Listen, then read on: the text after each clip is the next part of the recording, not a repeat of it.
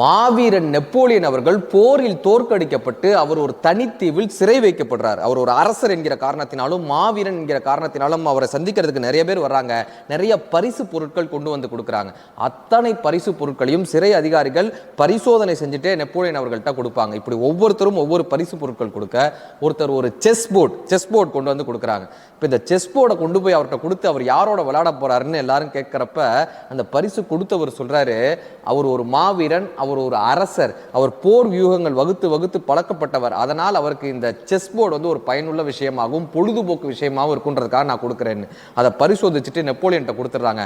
ஆனால் நெப்போலியன் அந்த செஸ் போர்டை கண்டுக்கவே இல்லை, கடைசி வரை அதை தொடக்கூட இல்லை. இதை வச்சு நான் என்ன பண்ண போறேன்னு உதாசீனப்படுத்திடுறாரு. நெப்போலியன் இறந்த பிறகு அவருடைய பரிசு பொருட்கள் எல்லாம் ஏலம் விடப்படுகிறது, அவருடைய பொருட்கள் எல்லாம் ஏலம் விடப்படுகிறது. இந்த செஸ் போர்டு அதிக விலை கொடுத்து வாங்கப்பட்டு அது ஆராய்வுக்கு உட்படுத்தப்படுகிறது. அதற்குள் அந்த நெப்போலியன் அந்த தீவிலிருந்து சிறையிலிருந்து தப்பிப்பதற்கான வரைபடம் உள்ளே ஒளித்து வைக்கப்பட்டிருந்தது. வாய்ப்புகள் நமக்கு எங்கிருந்து வரும் என்று நமக்கு தெரியவே தெரியாது.